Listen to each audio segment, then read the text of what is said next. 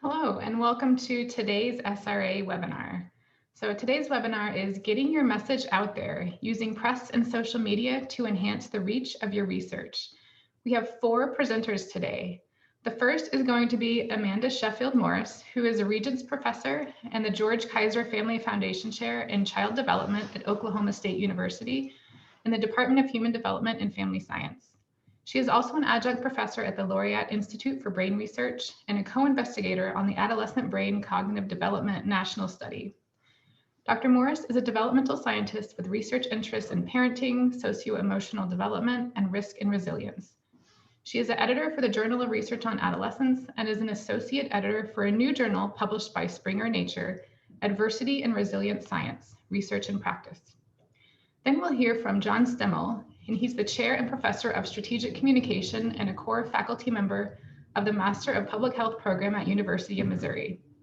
In his role as professor, Stemmle teaches classes in public relations, health and science communication, and integrated marketing campaigns. His primary research interests involve health-related community-based participatory research, tailored health communication, and messaging through storytelling and narrative. Then we'll hear from Maas. She's an assistant professor in human development and family studies at Michigan State University. Her award-winning research, recognized by the American Psychological Association, focuses on adolescent sexual development. Specifically, she investigates how experiences of social media, sexting, and online pornography play a bidirectional role in the development of attitudes and behavior related to sexuality and gender.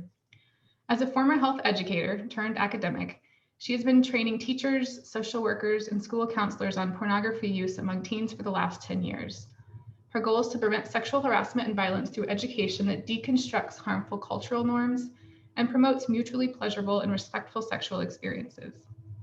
In addition to publishing in academic journals, she also publishes her work in mass media outlets such as HuffPost, CNN, and Salon. And then we'll hear from Kalee De France, who is a postdoctoral fellow at Concordia University, where she studies the impacts of poverty on child emotion development. She is actively involved in several initiatives aimed at increasing knowledge translation and mobilization within the field of psychology. So before we get started, I have a few housekeeping items to be mindful of. Please use the Q&A function to ask questions throughout the webinar discussion. When we get to the Q&A portion, you can upvote questions in the Q&A chat box that you would like answered earlier. We're asking attendees to use the chat function, please, if they have any technical issues that they want addressed. And finally, please feel free to engage on social media about this webinar and the content using the hashtag of SRA Tell Your Story. And with that, I'll turn it over to Amanda to get started. Thanks, Elizabeth. I'm really excited to be here with all of you today and to tell you a little bit about how to share your article.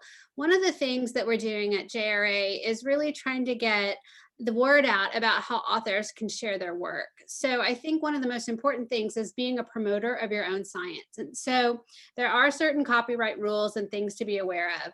And the first thing I just want to sort of note is that most journals do allow you to post a submitted final paper. We would call this a preprint or a Word document version of your paper. And so you can post that online at a variety of different sites like ResearchGate or on your webpage, as long as you post the publication information on the paper when it is finally published, and you want to include the DOI.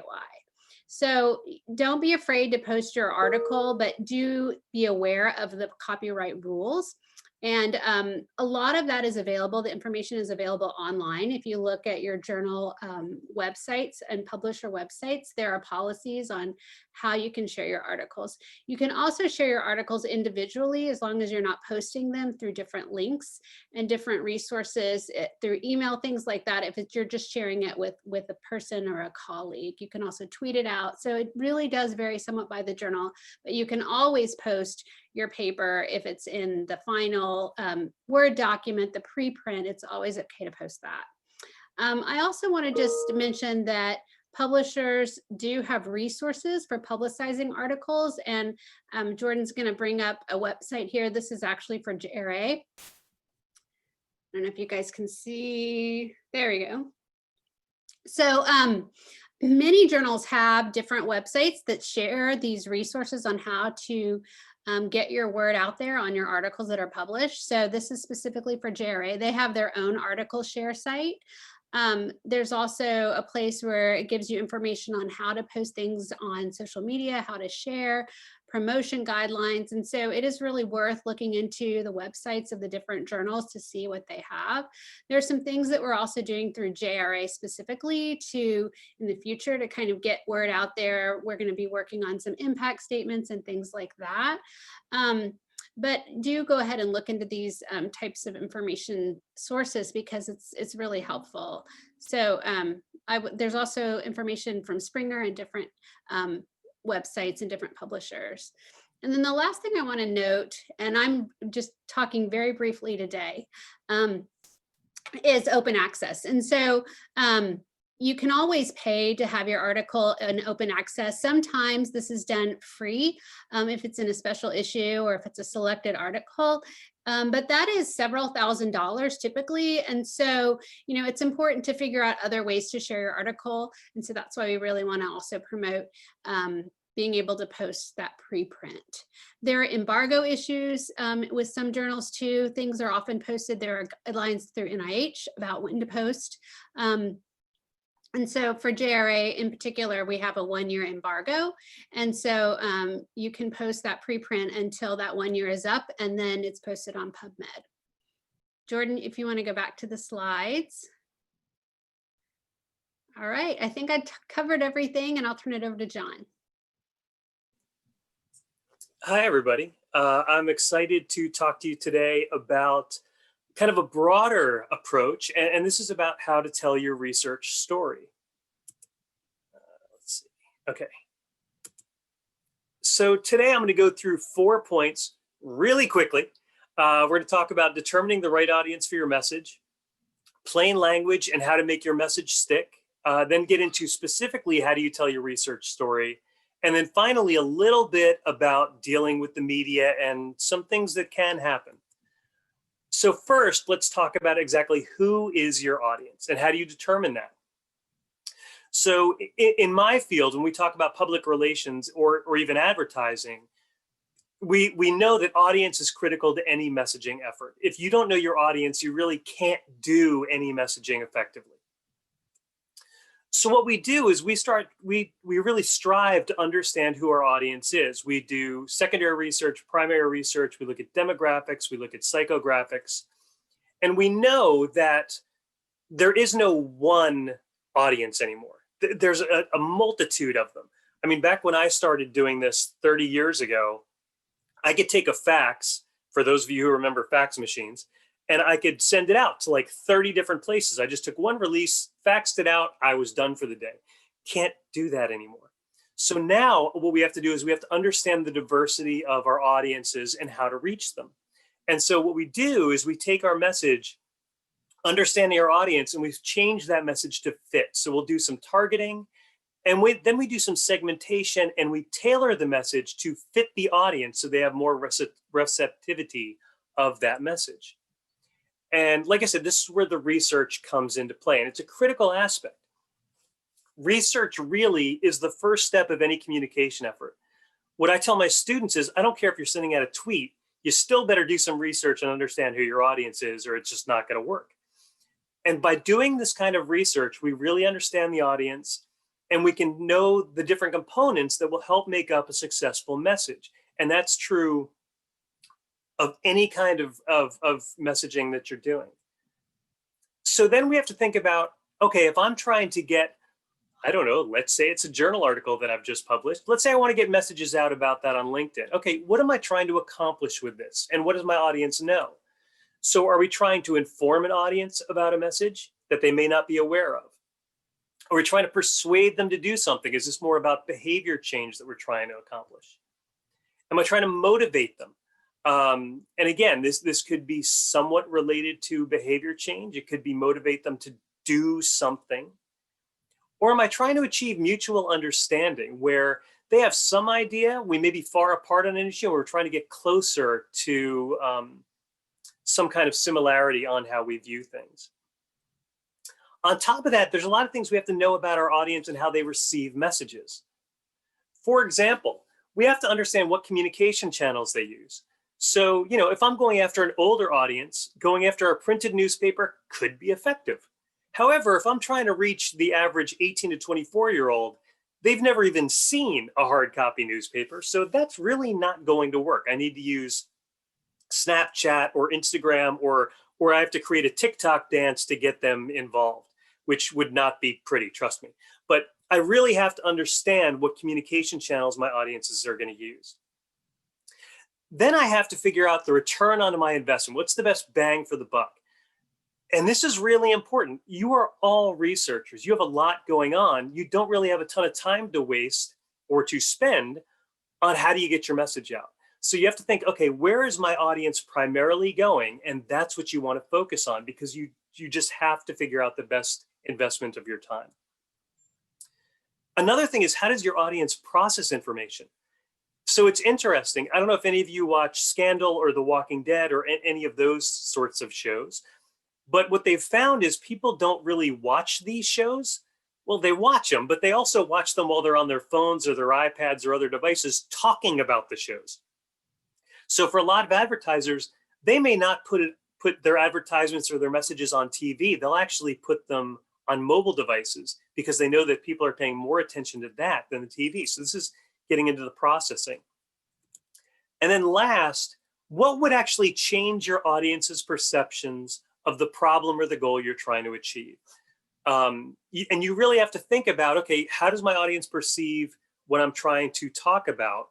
And what will actually get them to change their minds, or at least move closer to what we're trying to do? So this gets into the role that research and storytelling play with each other and how they interact. And there have been studies about this. So one study that I love to talk about, it was done by Deborah Small, who is a Carnegie Mellon marketing professor, and two of her colleagues. And she had students come in for an experiment about messages. The students received either an A or a B message, and then were asked a few questions about it. And then as they were on their way out, they were given $5 and asked if they would be willing to give any of that $5 to help the people that they heard about. And these were the two messages they got. First one was, any money that you donate will go to Rokia, a 7-year-old girl who lives in Mali in Africa. Rokia is desperately poor and faces a threat of severe hunger, even starvation. Her life will be changed for the better as a result of your financial gift. With your support and the support of other caring sponsors, Save the Children will work with Rokia's family and other members of the community to help feed and educate her and provide her with basic medical care. So that was the first message. Second message was, food shortages in Malawi are affecting more than 3 million children. In Zambia, severe rainfall deficits have resulted in a 42% drop in maize production from 2000. As a result, an estimated 3 million Zambians face hunger, 4 million Angolans, 1/3 of the population, have been forced to flee their homes. More than 11 million people in Ethiopia need immediate food assistance. Save the Children works to help feed and educate these children and provide them with basic medical care. So then the question is, which message would compel you to donate the most money? And then why would the message compel you to donate? I'm going to go through this. So what they found is those reading the first message donated an average of $2.38. Those who read the other message with more data only donated an average of $1.14. They did the study again with the first story staying by itself, and the second story they added some data. So then it's a matter of, okay, which story then was more effective? Now, typically people would think, oh, well, you add a little bit of data to the original story, that's definitely going to be the one. Turns out, no. Turns out when you added the data, you did a little bit better with the original one, $1.43, but the original story was still the most effective. And what this means to us is that information alone does not get people's interest. They did a bunch of studies around this. They hooked people up. They did some psychophysiological research, and they found that basically the analytical side of the brain fired up. The emotional side wasn't as invested, so people were giving less. On top of that, it's also how the information is told that makes the story. So as Mother Teresa said, if I look at the mass, I will never act. If I look at the one, I will. People had a really hard time thinking that any percentage of $5 is going to help 3 million Angolans. But if you talk about one individual, they felt, oh, well, that actually could make a difference to one person. So when you're creating your stories, you really need to think about, how can I humanize that story and tell the story of one individual, even if it's just an amalgamation of of a bunch of individuals. Okay, next step, plain language and making messages stick. So we all hear about jargon that we use. We all have different abbreviations and acronyms and sorts of things that we all use, and we use them all the time. But we need to stop doing that when we talk to the public. And the reason is plain language improves communication. It takes less time to read and understand. And that's critical, because the average person who goes on a website, they decide if they're going to stay on that website in 3 to 5 seconds. That's how much time you have to get your message across. So you really have to make sure that you hook them. Plain language avoids confusion for the audience. It saves time and money. It improves reader responses to messages, and it avoids creating barriers.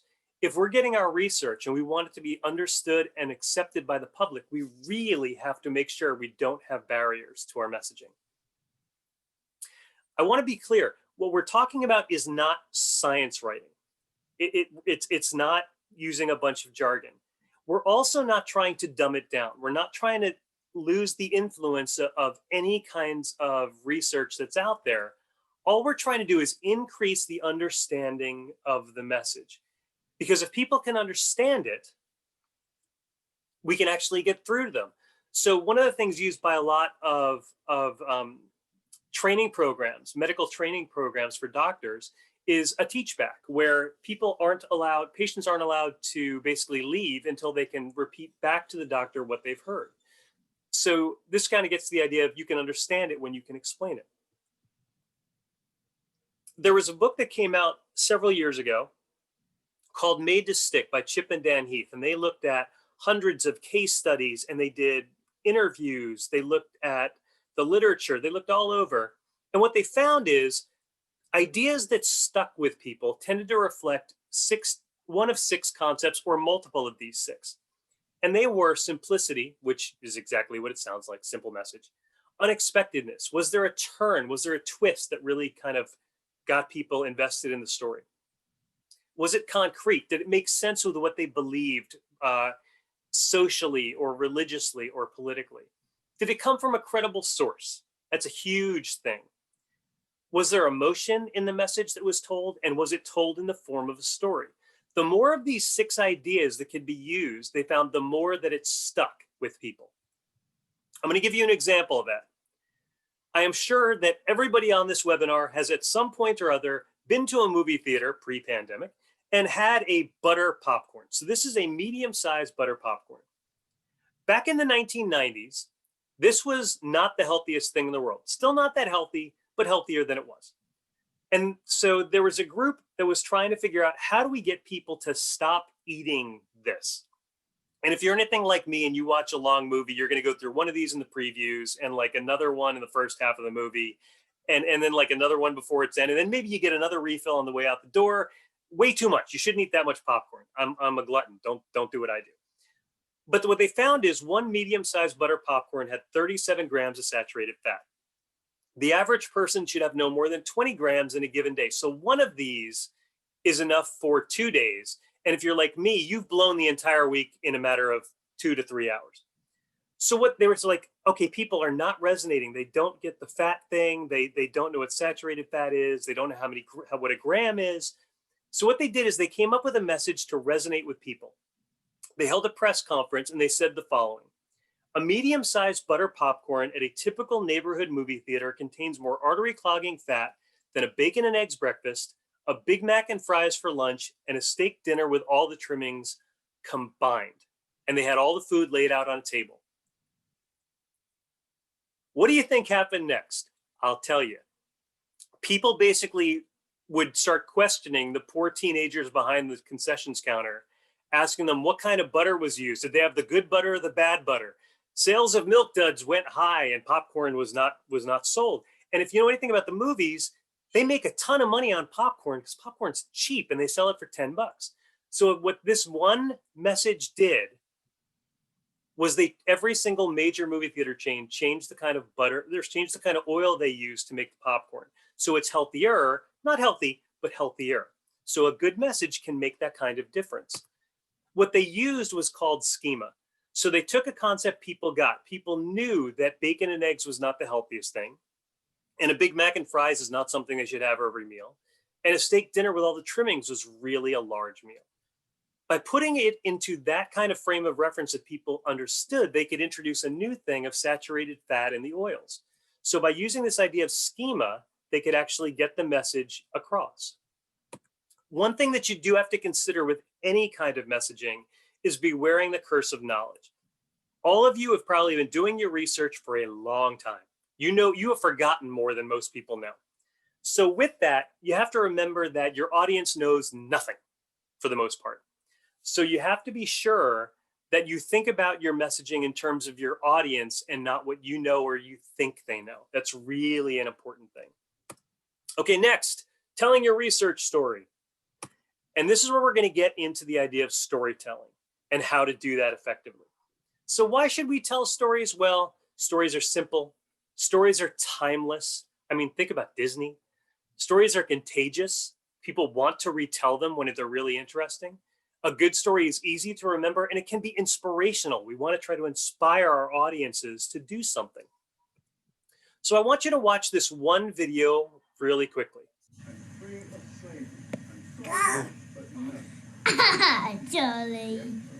Charlie bit me. Ah.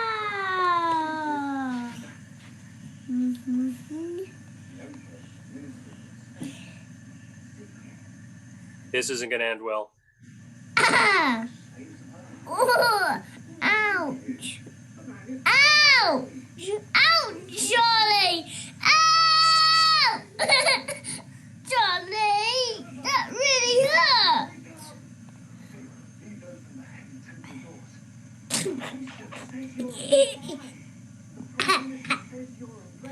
No, Charlie bit me. And that really hurt, Charlie, and it's still hurting. Okay, so you may be wondering, why in the world did I just show you that video aside from winning brownie points because everyone likes babies? I showed you that because that video is hugely popular, hundreds of millions of hits, but popularity isn't everything. We know that babies and cat and dog videos are really popular, but they're not effective beyond a few laughs. They really don't tell a story. And we want to create effective content to tell that story. The only thing you really learned from that video that you might want to share is you do not stick your finger in a teething baby's mouth. I think we can all agree that's probably a good lesson to learn, but we can go farther than that. So what we want to do is be able to use a story arc. And this is a traditional story arc. Every Disney and Pixar movie use this pretty much verbatim. So we start out with some kind of beginning. What is the world like before it changes? We have an inciting incident that compels the hero to action. We have some kind of change that takes place in the first half. Then we have the midpoint. The tables turn in a big way exactly in the middle point of the story. Then in the second half of the story, the antagonist pushes back against the change. We have some climax where the two opposing forces have to duel and there's a clear winner and loser. And then after, everything is resolved happily ever after. Now, granted, life doesn't always work like this, but the more we can think about our messaging in terms of a story arc, the more it's effective, because humans are naturally wired to think about things in terms of a story. So the first thing we need to do with our stories is we need to bring emotion and humanity to it. We need to think about ways to try to take, even if it's an esoteric topic, how do we bring that back to some kind of humanity? Listening equals learning. You really need to understand your audience and who you're trying to reach. And you need to listen to them to find out what's important to them, what are their stories, and how can you take what you learn from them and use them in your messaging. So it could be people that you work with, it could be subjects that you work with. Those stories are all something that people can relate to. So you want to try to use those when you can. Try to figure out in your story who is the hero and who is the villain. Now, the hero could be you and the research you're doing, and the villain could be whatever the opposing force is, whatever you're trying to solve. But if you can frame things in terms of heroes and villains, it's something people are hardwired to accept and understand. So you can, again, look for stories within your organization for these sorts of things. Then we have the revelation. What is the twist, the turn that can change to make the story compelling? Is there something new about what you're doing that would make it compelling? A lot of us do research that we're just kind of building off of what other people have done. So what's new about yours that you can emphasize? What's the transformation? This is how you bring your story to the close. What is it what makes what you do unique or important? In advertising, we call this the unique selling proposition. So like Domino's Pizza for a long time, it was, you get it in 30 minutes or it's free. That was their unique selling proposition. Now they stopped that because car accidents and people should not be driving that fast. But you have to think about, for your research, what is a unique selling proposition? What is it that makes you do unique? Last thing I want to talk about is dealing with the media. You understand the idea of telling stories, but now you have to get them out to the media. So hopefully the media can do some of the heavy lifting for you. Now, newsrooms have changed a lot in the last 10 to 20 years. Staffs are really lean. Major metro areas, so like in the area that I live in, the St. Louis's or Kansas Cities, at a TV station, you might have 2 to 4 people total at any one shift to tell all the stories of the day. That's not many people. Deadlines are short and stories are shorter. Expectations are high. They get dozens of press releases every day. So if your story objective is not clear, if you don't tell a really good story, it's gone. They're not even going to give it a second thought. And you only have a few seconds to break through the clutter. So some things you can do is, along with remembering the 6 principles of sticky ideas, you can remember something called TIPCOM. And there's some overlap here. It's timeliness, what's going on in the world. It's what impact can you make? Is it a prominent story? Is it told from a prominent individual? Is there conflict? And it doesn't have to be violent conflict, just is there conflict? Is there some unusual aspect? And then how do you make the story local? Making it local is a huge aspect for journalists. I'm going to wrap up with just kind of showing some examples of work. So this is a journal article that came out from one of our adolescent psychologists who's at the University of Missouri. And it's differential association between domains of sibling conflict and adolescent emotional adjustment. So that's the journal article. The journal then put out a press release about this. And now it's been simplified. It's in more plain language. Topics of teen sibling fights affect anxiety, depression, and self-esteem. Much easier to understand for lay people like me. Then the University of Missouri News Bureau got a hold of it and said, all right, well, now we're going to make it local. We're going to focus on the researcher. But we're basically going to take the same kind of approach. We might throw in a few words. Notice the word squabbles. That's key. They like the word squabbles.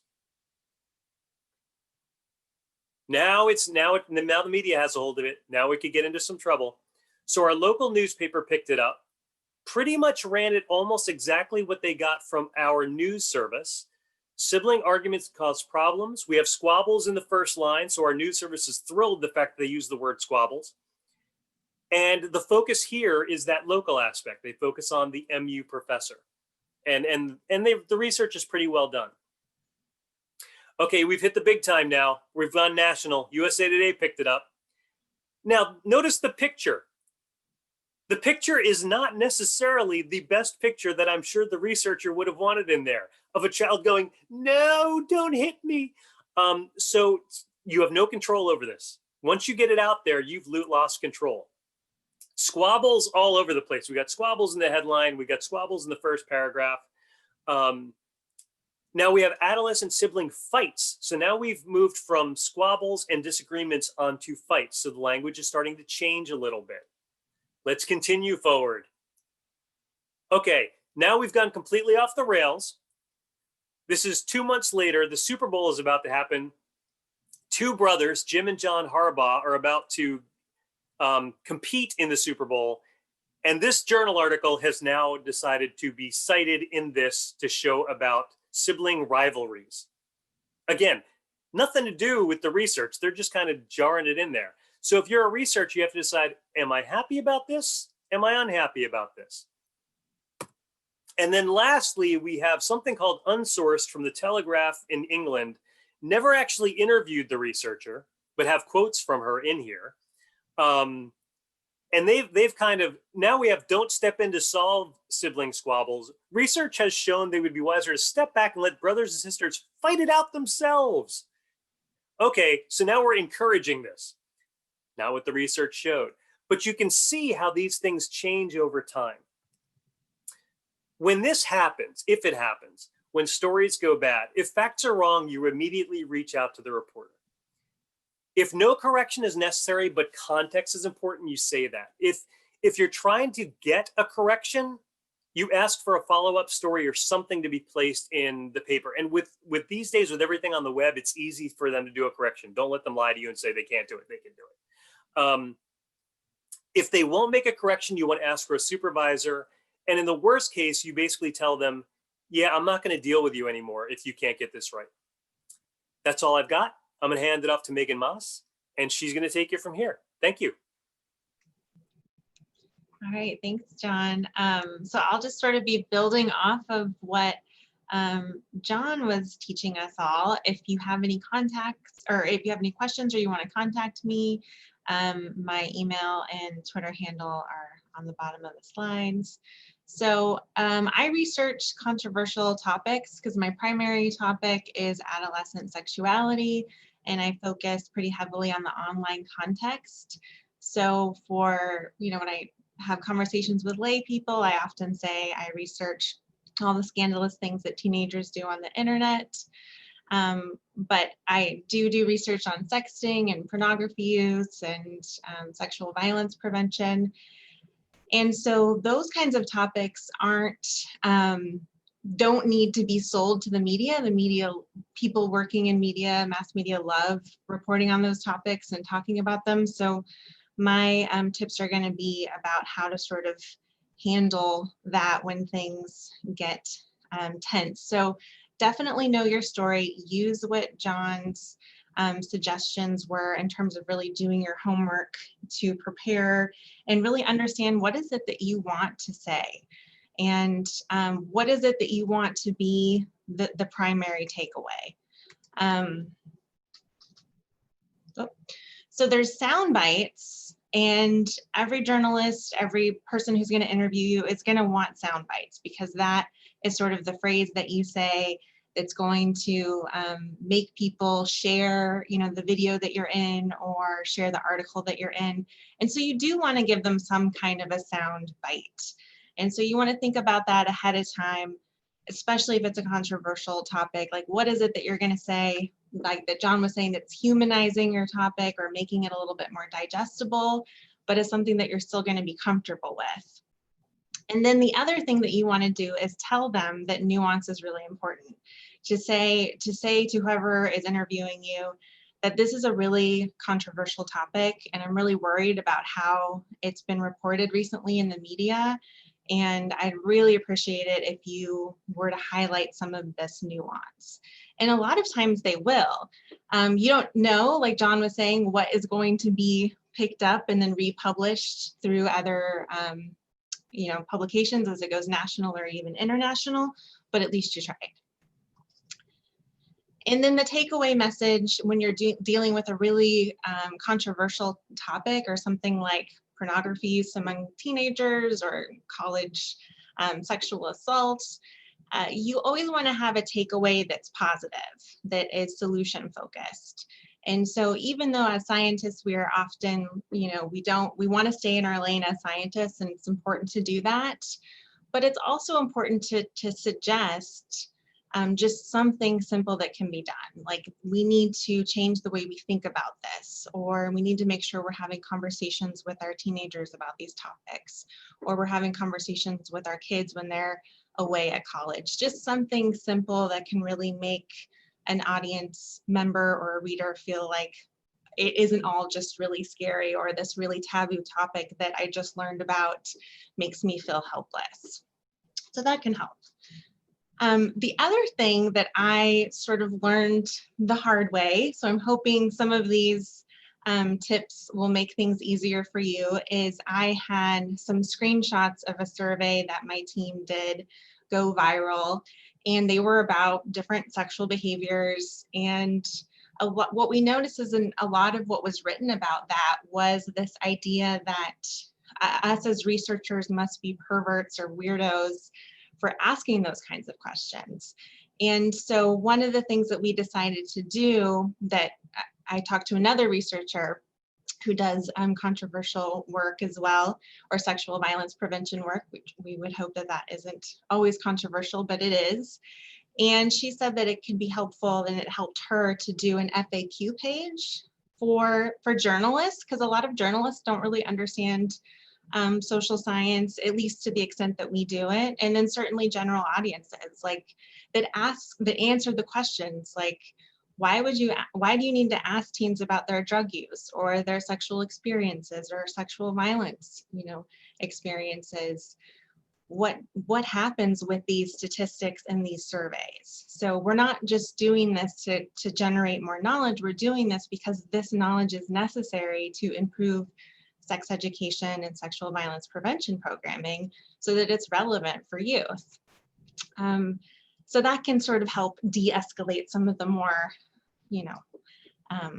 controversial topics, is to always, you can always either say that to the reporter themselves, or if you get backlash from the public, which has happened to me a couple times and has happened to other colleagues of mine, telling us that we shouldn't do this research or whatever the case may be, you can refer them to those kinds of resources so that they sort of understand how social science impacts lives.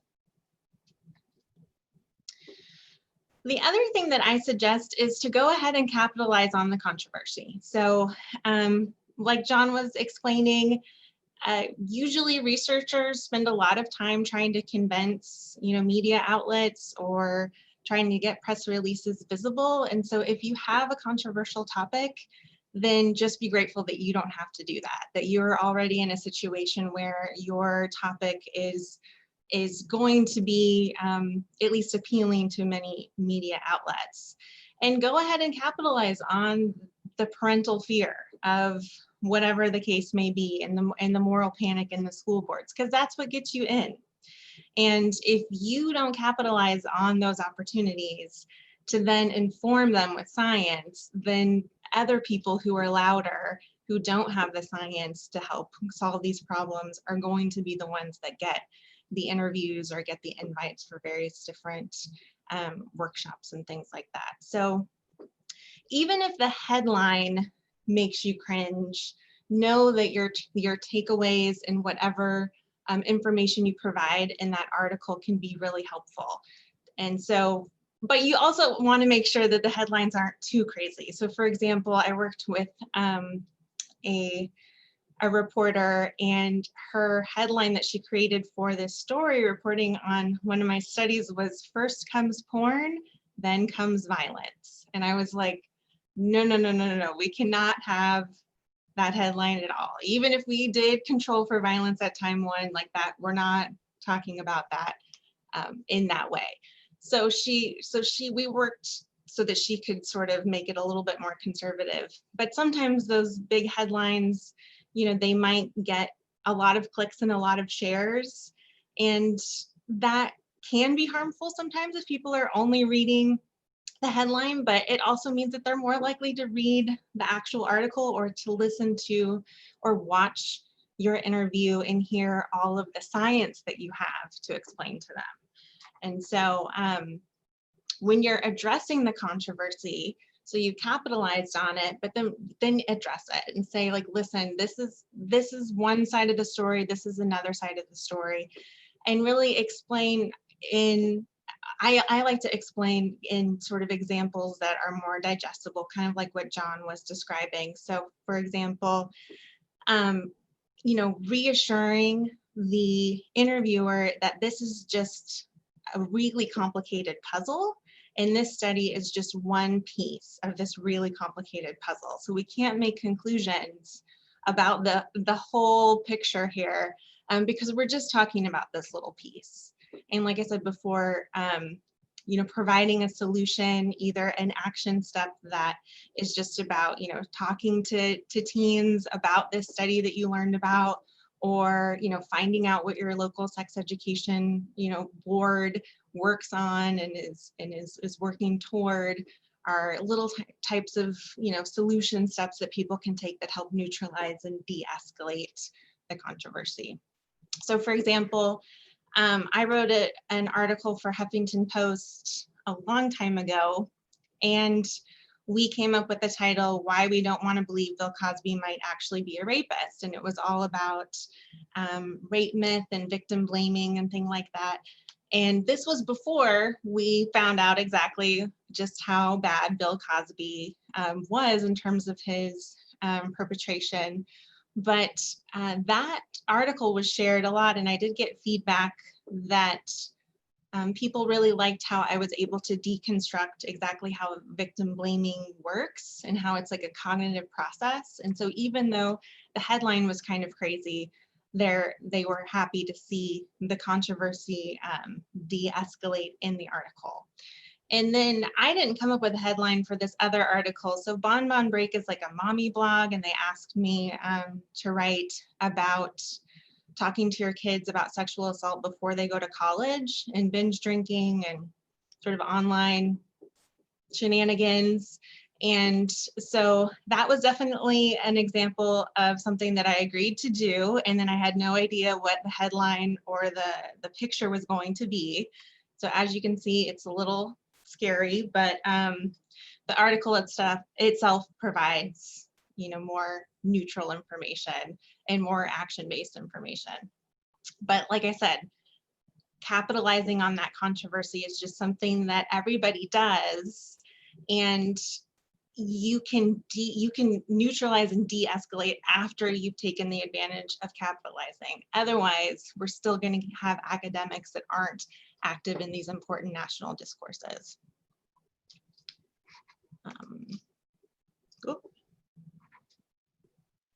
Okay, so, and then once it's out there and you've done it, relax. Don't read the comments section.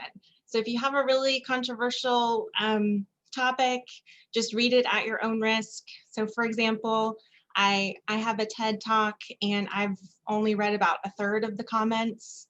Some of them, most of them are actually really positive, but the negative ones are just, you know, they stick more. And so I'm just not reading them, as well as all of these other articles that I've done.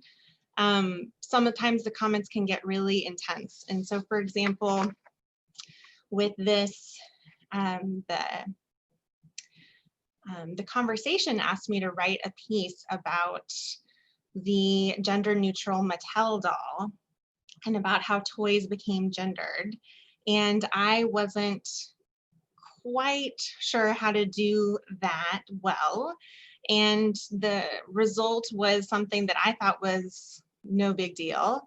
But it turns out that was actually the article that got me my first death threat and all of this. So apparently you can talk about Cosby and pornography and sexual assault, but when it comes to saying that boys should be able to play with Barbies, that's when you sort of crosses the line. So don't engage with people on Twitter or in the comment section. There's really nothing that you can say that's going to change somebody's mind in a comment. I don't know why my mouse isn't working very well.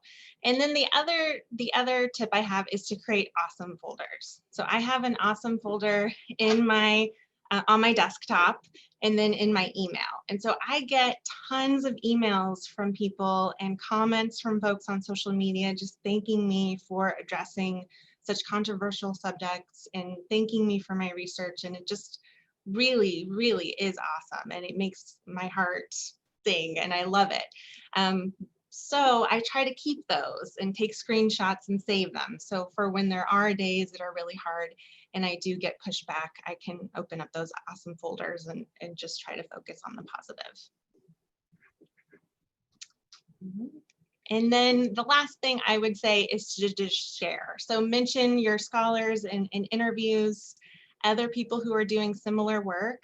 not only is it a great way to sort of pay it forward in terms of sharing the spotlight, but it also helps to sort of decrease the controversy of what you're doing, right? Because if there's more voices talking about it, particularly more academic voices that are talking about it in national discourse, it'll establish the need for that research, as well as make these sort of controversial topics less controversial. And so always say, you know, you should also speak to so-and-so or check out so-and-so's work in your interviews. I think it's a great way to help address controversy as well. Okay, I'll pass it over to Kalee. Thank you so much, Megan. That was so interesting. So yeah, I'm going to be talking a little bit about how to translate our academic research specifically for social media. So I've got my email address on there and my Twitter handle on there. So if you have any questions or if you want to chat about this after our little webinar, don't hesitate to reach out, give me a little shout.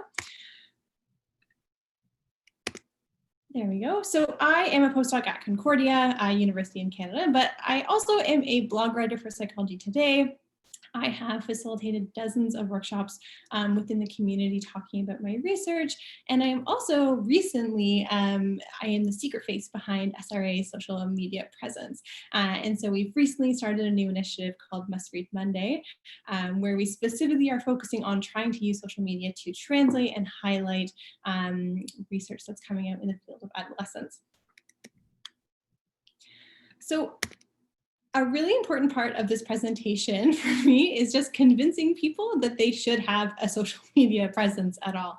A lot of academics do not have any kind of Twitter, Facebook, etc. account. And I personally think this is a problem for three main reasons. Number one is accountability. So whether you receive funding for your research directly from government sources or from some kind of philanthropic association, you are directly or indirectly getting money from taxpayers to conduct your science. A few questions about that. Don't hesitate to give me a shout. I think this is really interesting.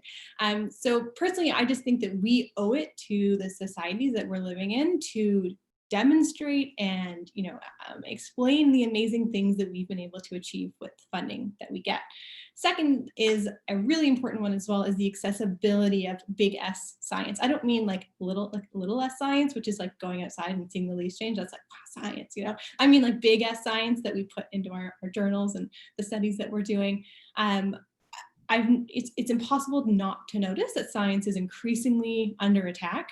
And I think that one of the, this is at least partially because we've unfortunately made, this big S science completely inaccessible for the majority of the population, whether that's because of journal paywalls, people can't actually access articles as they come out, but also even if they could access the articles, as Jon was talking about earlier, we've all learned to communicate in like jargon and really like specific terminology and language that really no one, even outside of our subfields of psychology, can understand. So even someone else in psychology isn't going to be able to read a lot of the articles that are coming out from a different section.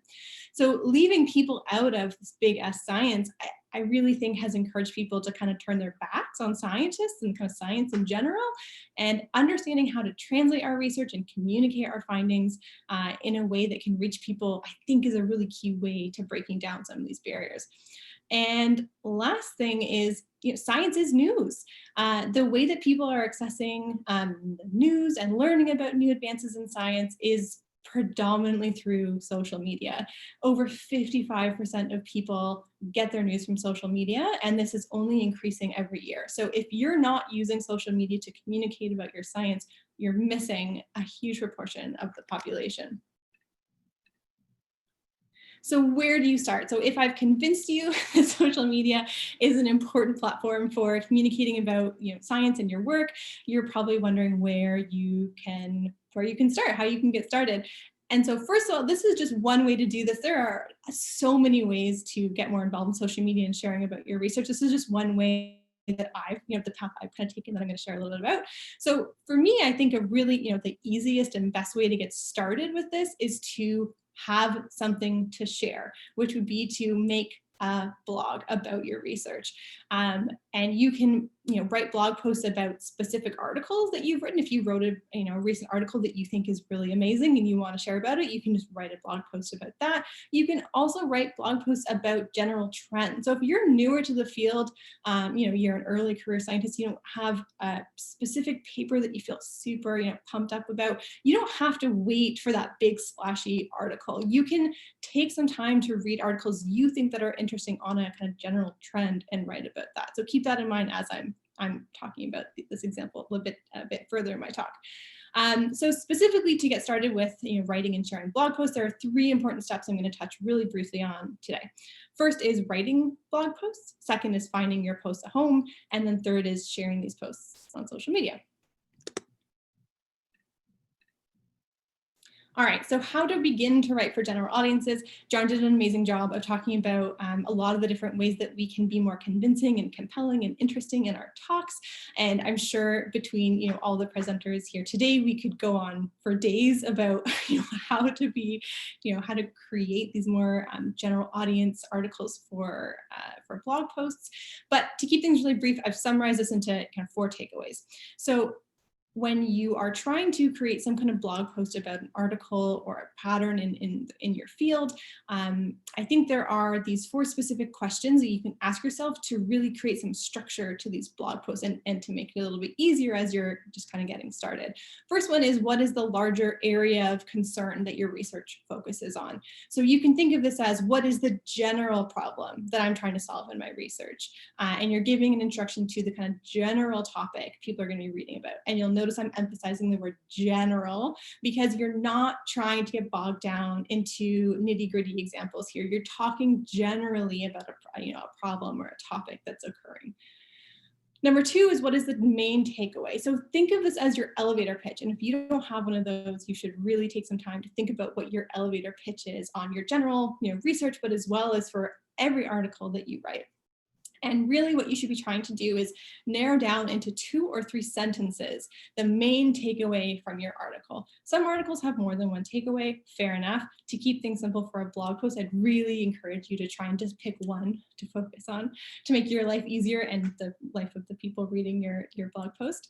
And a really important thing to remember is that the findings from your paper should really not take up more than 2 or 3 sentences of your entire blog post.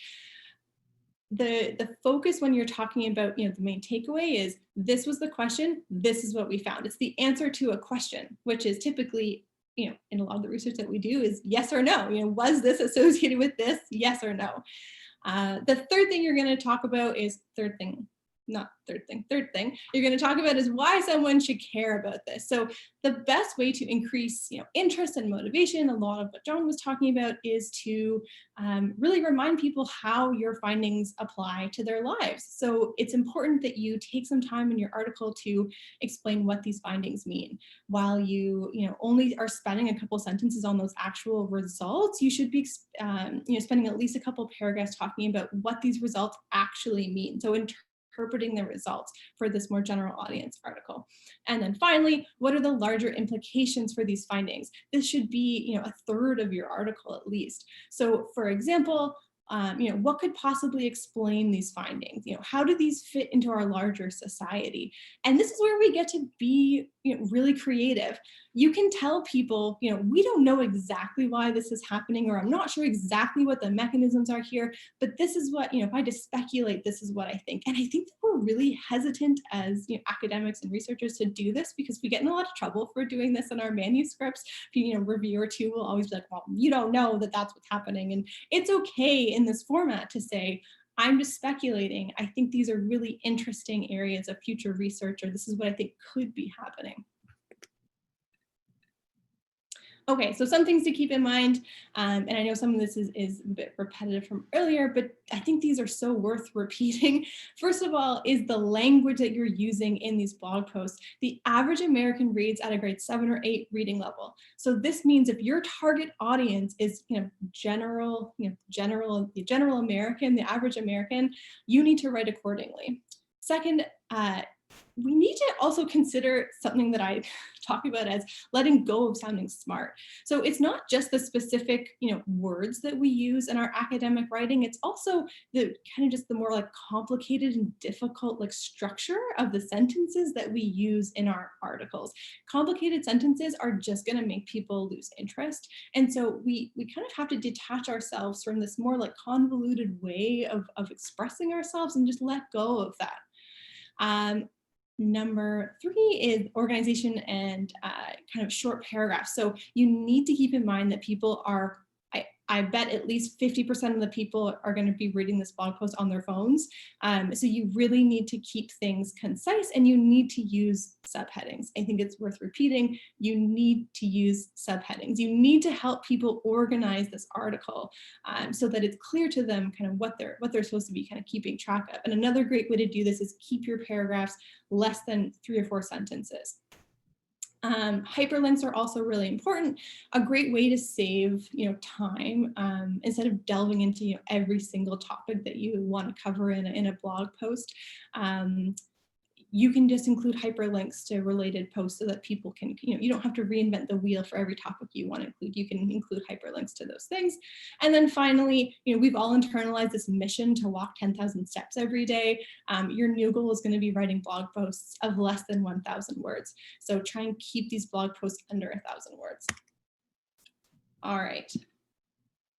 So now that you've got something to share, you did it, you made the blog post. The next step is finding a home. So you can either post that on your lab website, you can make a personal professional website to share on, you can send to mediums like The Conversation. I think Megan mentioned that's a great way to reach out to one source, The Conversation, and have them kind of share that message across multiple news sites. And you can also try and send that blog out as an op-ed. If you simply just search newspaper name plus op-ed, you'll find some really great opportunities that way as well. Okay, just some final thoughts on sharing on social media. So you've got the blog post, it's got a home, now you can share it. Some general rules are deciding what kind of account you're going to have. So if you decide that you're going to have a professional account, keep it professional. If you're going to have a personal account, keep it personal. Try and really keep those things separate. And also think about when you're going to be sharing these posts. People have actually done a lot of research into when tweets are most likely to be kind of successful and get attention. And you have to keep in mind that the tweets have a very short half-life. Same things with Facebook posts. That means that they disappear quite quickly from someone's feed. So if you're posting at 3 in the morning on a Sunday, chances are it's possible no one will ever see that post. So what the research is showing is that by posting between 1 to 3 in the afternoon on weekdays, you have the best shot at capturing the greatest audience for your post. Keeping your language clear and easy, as we've mentioned several times, and then include a link to not only the post, the blog that you've written, but also the original article itself is a great way of increasing traffic to both of those at the same time. And then tag everyone. Tag the journal, tag your co-authors. You can tag societies like SRA. When people tag SRA, I almost always will retweet that article so it gets more attention on Twitter as well. And then finally, hashtags. You can add any hashtags that you think might be relevant. Just try not to go a bit too far with it. Research shows that between 1 to 5 hashtags is the most effective. You kind of lose effectiveness after that. Okay, and the very last thing I wanted to touch on, there we go, is just some next steps on how we get better at this kind of as a field. I think that if you have a paper that's been accepted, you can make writing a blog post about it just part of your process. Step 1, write the paper. Step 2, do the revision. Step 3, do the proof. Step 4, write a blog post. Even if you don't end up posting it, it's such good practice.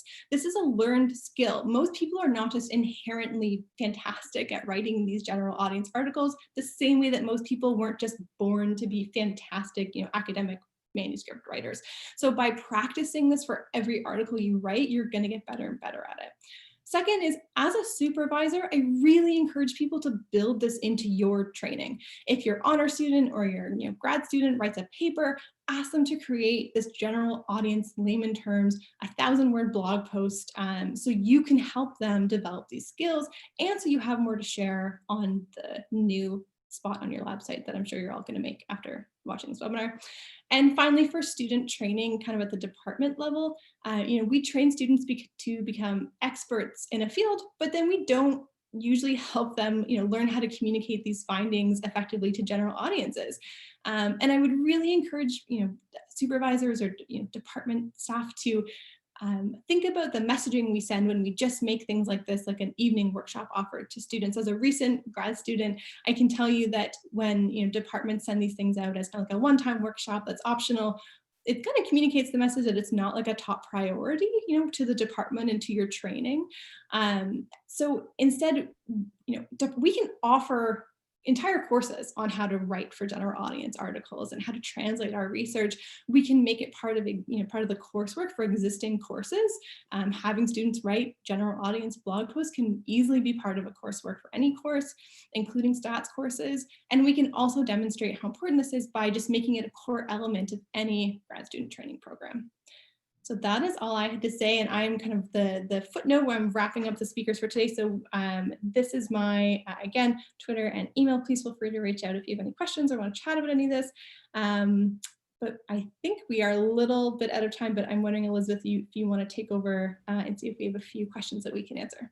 Yeah, we have some chatting that's been going on, and then there's a Q&A, a question about suggestions about writing a press release that I think Jon is typing an answer to. So about the social media, and Jon's made a few comments, thank you, in the chat.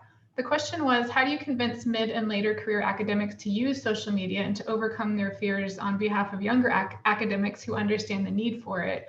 And then kind of a follow-up that we, just to add on, is how should earlier career academics document their impact via social media and things like tenure and promotion packages? I don't know if anyone has a reaction or thought about that. I would just jump in really quickly to say that you, as a later career academic, don't need to love things like Twitter and social media. Your lab coordinator, especially if they're an undergrad or an earlier grad student, they're probably way more well-versed to kind of take on that domain anyway. So you can ask them to be in charge of your Twitter handle or your lab blog site or something like that. So feel free to kind of delegate that task to someone in your lab who's a bit more comfortable with that. And I'm happy to talk about the promotion and tenure piece. So I think most places in the document, it's about the impact of your work. And so one way to show impact of your work is through how much it is getting out into the popular press, out beyond our ivory tower. So on your webpage, you can have a media section. You can put that information and just send people there. But I do think that that's one way to frame it, is it's not just about how much our work is cited. Is it just within our little academic community, or are we going beyond that? And so I think that faculty are open to that as a way to show that you are really getting your work out there. Yeah, I agree with Amanda. I've helped faculty put together tenure packages, and you talk about the publications that the faculty have gotten their research into, the main, like the USA Today's or Washington Post or those sorts of things. And then to build on some of the things Kalee said related to that, if you do have social media, the analytics on Twitter and Facebook and other platforms are great, and they'll tell you the reach that a tweet or a post had. And you may reach 100,000 people. If you can include that kind of info, it does show impact. It's a valuable tool that's now being looked at more by folks kind of up the chain of administration who are approving these sorts of things. Well, thank you for the comments. We have one additional question that I think we've just run out of time for. And so Jordan will follow up. The question is in the Q&A about suggestions for the first step of what to do if your university or your organization doesn't provide or help you write press releases. And so we'll follow up with the speakers and get back to you, Brandon, on that question. So again, thank you to all of the speakers today. We really appreciate your participation and sharing. This was an amazing webinar. I wanted to give you a heads up that SRA's next webinar in this series will be on December 10th at 11 a.m. Eastern. And this webinar will focus on mental health and well-being of adolescents around the world during COVID-19. So thank you again and have a great day.